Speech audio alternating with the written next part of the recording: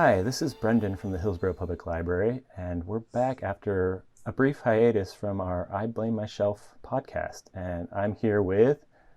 I'm Jenny, also from the Hillsborough Public Library. Well, that's great. We did a podcast a while back in December. I don't know if you remember.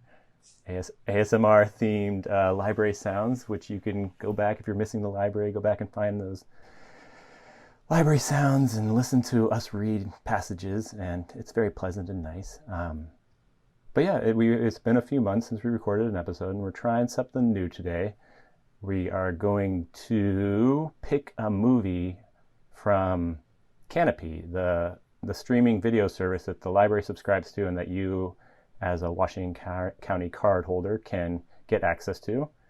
And today, we're first going to browse through kind of some picks that we want to consider for a movie watch. And then what we can all do is watch the movie and then come back, and then we're going to do kind of a review kind of thing, talk about it, dissect it, Nothing could be better. We've never done it before, so we're going to give it a go. It has been a while since we've done any kind of podcast recording. I thought, Jenny, you want to do some warm-ups? Warm-ups. Okay, you're going to throw a question at me like, what's the color? Describe the color purple. Well, I thought maybe we could do something a little different. Do you want to describe the taste of water? No? Okay. Refreshing. Yeah, it's a little easier than a color. Don't you remember that song? I think it was from the 70s. Cool, clear water. No? Clear water. I missed the 70s. Before your times. Yeah. Oh, yeah. That's my time. Yeah. Water. The taste of water is, one of those ineffable things. Tastes wet. That's good. That's it for warm-ups. Do we want to get into it? I logged into Kanopy here, and I got it up on my screen. And one thing I noticed when going through, I thought this would be really fun. We'd choose some really crappy movies and discuss which crappy movie to watch. But because Kanopy, unfortunately, is a curated collection by people who know what they're doing, the movies tend to be good, not bad. Yeah, way too many award winners. Yeah, a lot of that. And so the B movie list is relatively small. So I did my best to pick some ones that sounded fun. Did you get some good ones? Yeah, well, I was kind of also looking towards the B movies. And once I found one, the feature on the side where it shows related movies, I just went down this rabbit hole of movies that, the absurdity of them kind of blew my mind. So I didn't know if that's where you wanted to go, or if you wanted to do something a little more serious. But I definitely have some that I have heard of and some that I've never heard of that are pretty quirky, zany. Yeah. I think that's what we're looking for. We're looking for something a little lighter. There's a lot of serious stuff to choose from, so we don't need that right now. You don't want to watch Midsummer? No. There could be a campy horror movie I might be into, but why don't you throw your first kind of pick at me? Okay. I couldn't really narrow it down to three. I had a hard time, but there's this one called Ape, and it's A.P.E. And it was actually released in Korea. A lot of the dialogue is dubbed over. And it's about this ape. It's kind of like a prehistoric creature. It's definitely a monster movie. And it has a lot of similarities to King Kong. And apparently it was released the same year.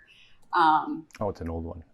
And in the trailer, when you watch the trailer, there's actually a line at the end of the trailer that pops up that says, not to be confused with King Kong. I'm looking at the cover right now, and it's King Kong-ish kind of creature standing on the Titanic, holding a giant snake and a giant shark. Yeah, he does fight a giant snake in it, and he also fights a giant shark. That's good. And it's got two stars, though. I don't know. Leonard Maltin, he said that this movie should be nominated for the worst film ever made. So Dang, that's a good one. That's a good contender. Okay. All right, you go. What do you All got? right. Well, first thing I kind of discovered, I was trying to look for like kind of that sci-fi thing. I was going through. They don't have a huge sci-fi collection, but I stumbled across Explorers, which I immediately thought would be some crappy '80s movie. I But love then I noticed Explorers. it's got River Phoenix and Ethan Hawke, and so I was like, oh, maybe it's like a kind of Stand By Me kind of thing in space. They, do they go to find a dead body or somewhere up in the stars? I don't know. I Um, that was a childhood favorite of mine. okay, so it's actually it could be a good one, but I don't know. I recently, for nostalgia reasons, made my kids watch Flight of the Navigator. Have you ever seen that one? Oh yes. So this is what this immediately reminded me of, and so I was kind of drawn to it. Flight of the Navigator, I don't know if you could say it holds up. It takes about 2/3 of the movie before he starts navigating, so I don't know if this holds up. So you've already seen it, so Yeah, we, I we would could definitely be interested to know if it holds up. I have my doubts because I remember what the aliens look like in it, and yeah. so there are aliens. Okay, that puts it higher on my list. And if they're and River Phoenix, I don't know. It'd be great to see him again. Okay, yeah. So that was one of my choices. What do you got? Okay, so another one, and this is actually kind of, I mean, that seems like humorous, but maybe a feel-good kind of coming-of-age movie called Son of Rambo. Ooh, And let me look that Rambo one is up. spelled Rambow. It's set in the UK in the 1980s, and two like boys become unlikely friends, and they have a video camera, and they try to film like a sequel to Rambo called Son of Rambo.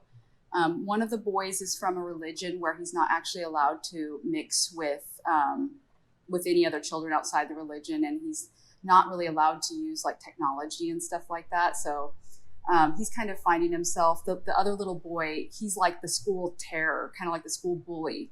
And so they just become this pair, and it just looks really good. I watched it and I was like, oh, and it was really nostalgic. It's got a good soundtrack, a good 80s music soundtrack. Ooh, that's nice. I find that appealing. And in looking at it, it looks like it won some awards and stuff. So it's probably a good movie. Have you seen Yeah. it? No, I've never seen it. Okay. All right. Well, I'm leaning more towards Explorers for kind of that kid adventure movie, Good. but this is interesting. I've never heard of this one. Okay. Well, I also ran across The Italian Job. So this is a movie from the 60s, and it sounded fun because I'm kind of interested in the idea of a heist movie. So Charlie, Michael Caine, is out of jail and planning a heist of the century. So I don't know. I think I remember seeing a remake of this in the early 2000s or something like that. But this one, I don't know. Michael Caine in the 60s would probably be pretty awesome. Pretty awesome. Yeah. And then you can do a Michael Caine impression. No. I heard. No, that's never going to happen. But you can, I bet. Let's go. Let's hear it. So Michael Caine, when he was in the 60s, he talked like this, right? And it's in the back of his throat. And as he got older, he talked a little more slowly, and all the whiskey and the brandy, and when he gets emotional, it gets very emotional indeed. She was only 14 years old. She was only 14 years old. You're only supposed to blow the bloody dolls off. I love it. Yes. Oh my gosh, you have that. I don't Jennifer? know what you call that. Jennifer? Something he does where he goes, shh. He has a shh, that he does with when he speaks. It's very distinctive to Michael Caine. I mean, I think anybody he could talks pick his out of voice the nasal anywhere. part of the throat. Why don't you try this? Can you say the words "my cocaine"? My cocaine? Yeah, so you're saying Michael Caine in his own My accent. cocaine. Like There you that? go. Yeah, it's nice. I feel great now. I've done it. Oh my Yeah, gosh. Michael Caine. Every time I try to do any kind of accent, I feel like it sounds Swedish, no matter what I do. So I usually refrain from any sort of accents. All right. Well, we won't do too much more of that on this All right. episode. But that was good. But there it is. The Italian Job, a heist movie, could be kind of fun. That would be fun. I think I've seen that, I've seen it before, but I don't remember much of it. But when I was a kid, I think I remember seeing it. I saw a lot of Michael Caine movies when I was a kid. I think just the age I grew up, he was really a hot commodity. Yeah, he probably like had a resurgence though, like because '60s was quite a while ago. Yeah, like, that's before my star. time. I wasn't alive in the '60s, so. Right. But yeah, definitely remember him from Batman movies. Oh yeah. Cool. You got a third pick for us to consider? Okay, so there's one that is called Hobby Horse Revolution. Now, when I first saw that, I thought, oh my gosh, this is going to be so hilarious. We could watch this and make fun of it. But after I watched the trailer, I realized no, okay, it's just, oh my gosh. When you watch like a trailer and you get like choked up during the trailer, yeah, that happened to me during this. So it takes place Finland. It's like hobby horses are a thing in Finland. Like people compete. They actually do like dressage moves and stuff while they're riding their hobby horse. And this is about a group of kind of hold on, girls. back up a step. What's a hobby horse? Oh, did you ever have one of those when you were a kid? It's like a stick, like a broomstick that has a horse's head on it. Oh, okay. I didn't know that had a name. Yeah, hobby horse. But it's kind of like self-discovery, finding belonging, finding friendship, getting self-confidence. I thought it looked so inspiring. So actually, if we're not going to watch this, which I don't think you're actually going to want to watch this, I am totally going to watch this on my own because I didn't even know it was a thing. And I think that I would have been a hobby horse girl because I kind of was a horse girl when I was little. So it really, I don't know, it resonates with me. So I can see it resonates with you too. Yeah, the hobby horse seems like a good substitute for a real horse if you can't have one. Right, exactly. Yeah. Wow. I'll have to think about that one. I wish that Kanopy had kind of like a thing where you could click like a trailer and watch it before you. Me too. So I when I was looking at movies, I had to like go over to YouTube to watch trailers. But, and Hobby Horse Revolution is a documentary too. Okay, gotcha. Throw that out there. Yeah, so it's not like a Tiger King kind of documentary. It's okay. It's more of an inspirational. These are people finding themselves in their hobby horses. Exactly. Okay. Well, that sounds good. Well, and I had one final one. So I don't remember watching this ever, but I maybe have. And it's an old 80s movie called Clue, the movie. Oh, yeah, I've seen that. Oh, okay. It's great, looks though. Bad and good. It looks like Tim Curry is in the role he created that he played in Home Alone 2. I don't know. I'm looking at him in his little get-up. It looks like the same thing he wore in Home Alone 2. But yeah, Tim Curry alone drew me to this one, and I had never seen it. So if you have seen it, maybe that's not the idea. I haven't seen it in a long time. I mean, I haven't seen it in years and years and years. So I don't have a great memory. So if I watch a movie I haven't seen in a long time, it's pretty much like watching it for the first time. Yeah, and I have no memory of it. And so I thought maybe we could watch it. That's a contender. Okay. So those are my three top picks. I didn't know. I mean, we could have gone down the rabbit hole of like doing like a classic like Nosferatu or Modern Times or like Seventh Seal or something. But I was like, that might not be that exciting for our public. Can I put a couple of wild cards in there? I just couldn't narrow it all the way down. Okay, one of them is called The Devil Bat. I think it was made in 1940, and it has Bela Lugosi in it. I think this guy, he created this shaving lotion, and his patent got stolen from him or something, and he gets revenge by getting this monstrous bat. Like, he has a laboratory, so he creates this monstrous bat, and it's drawn to anyone who's wearing the shaving lotion. Just the term shaving lotion dates it. Yeah, right. Oh boy.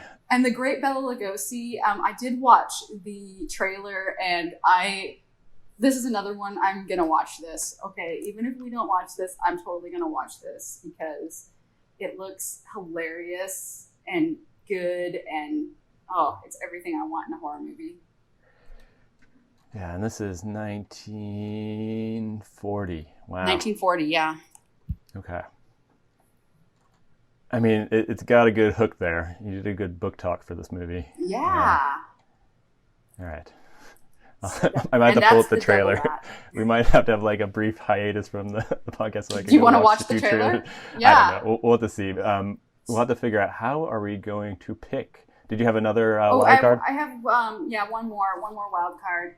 Talking about sci-fi, so I was also kind of trying to go for a sci-fi one, and I will say, just as a general recommendation, this isn't one of the ones I'm suggesting because I've really watched it recently, but it's so good and you should watch, is called Prospect.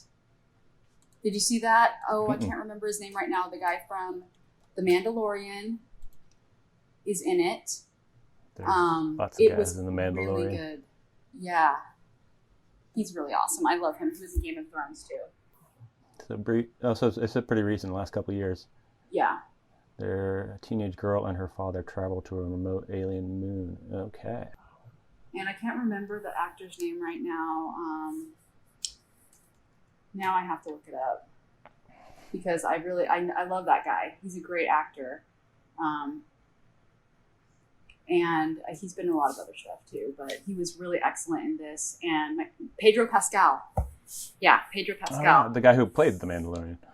Sure. So he's the main character. He and the teenage girl. It is really good. So watch that, Brendan, on your own time. Just based off of your top 3 choices, I find myself most drawn to Ape. Mm-hmm. I feel like that one could be what I'm looking for in terms of a bad movie. Because a lot of your movies seem to be good. But I guess that's a symptom of Kanopy. Yeah, pretty good collection. As far as your picks, I think I'm leaning most towards Explorers. Yeah, I really want to watch Explorers. And before we consider a final pick, though, I also had a couple of wild cards myself. These are a little odd that I had never seen either of these, but the first one, Fire and Ice was the name of it. It seemed to be, I thought it might have been like just a cheesy 80s like caveman movie. No, but it looks like it might be animated. And do you know anything about this one? Yeah, I'm a huge fan of this movie. When I was a kid, I loved Ralph Bakshi's animating style. He did the Lord of the Rings. The scary Lord of the Rings animation. I remember that. Yes, so good. With like real people mixed in to the animated stuff. Rotoscoping, yeah. Rotoscoping. So this film was actually based on some characters that he created along with Frank Frazetta. And I don't know if you know Frank Frazetta, but he's considered like the godfather of fantasy artwork. He did a lot of book covers and a lot of like album covers for like Molly Hatchet and Nazareth and stuff in the 70s. And it's just, oh my gosh, this stuff is amazing. This movie is so beautiful to watch. I mean, it's kind of dated. Its treatment of women maybe isn't quite the best. I know. The female character is very scantily clad, and like all of Frank Frazetta's female, these characters in his artwork are all like that. Picture Conan the Barbarian, cover, like that style of artwork. Sure. So anyways, Fire and Ice is good.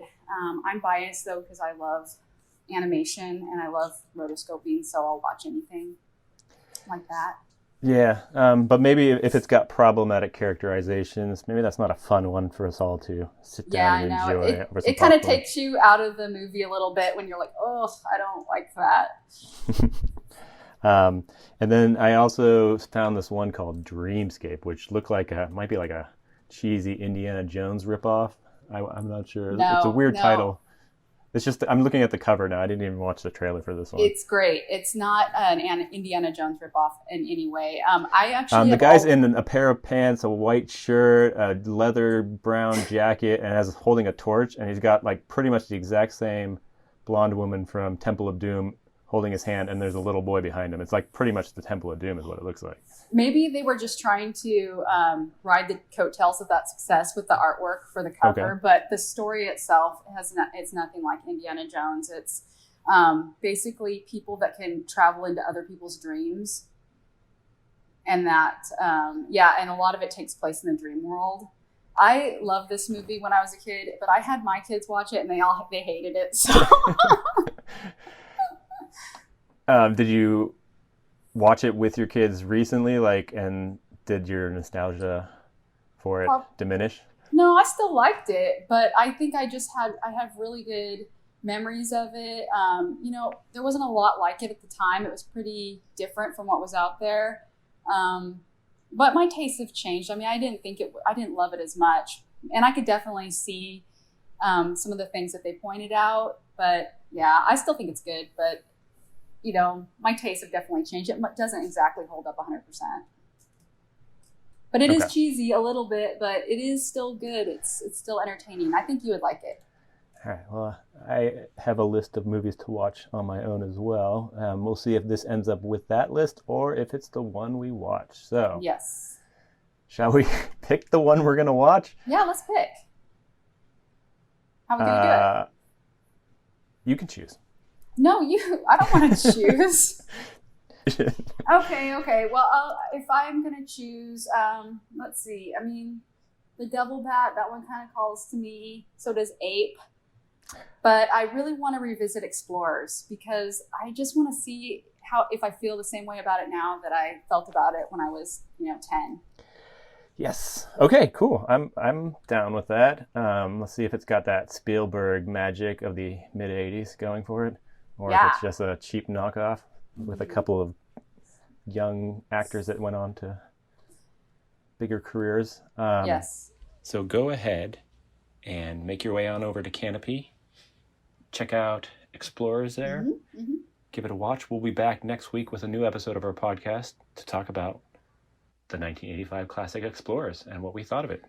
And so Kanopy, if you go to WCCLS.org and look at digital resources, it should be there. If you haven't used it before, you might have to create an account, but you should be able to access it with your library card, and you get 20 credits. Right now, they're being extra generous during this time, and they're giving 20 credits. Amazing. Any trouble signing up for Kanopy if you've never used it before, you can always give the library a call. We're here answering phones, and you can call us at 503-615-6500, and we'll help you out. So spend one on Explorers, or don't, but you can still, either if you don't want to watch it but want to listen to us talk about it, that's fine too. We won't stop you. And we'll see you shortly. Bye-bye.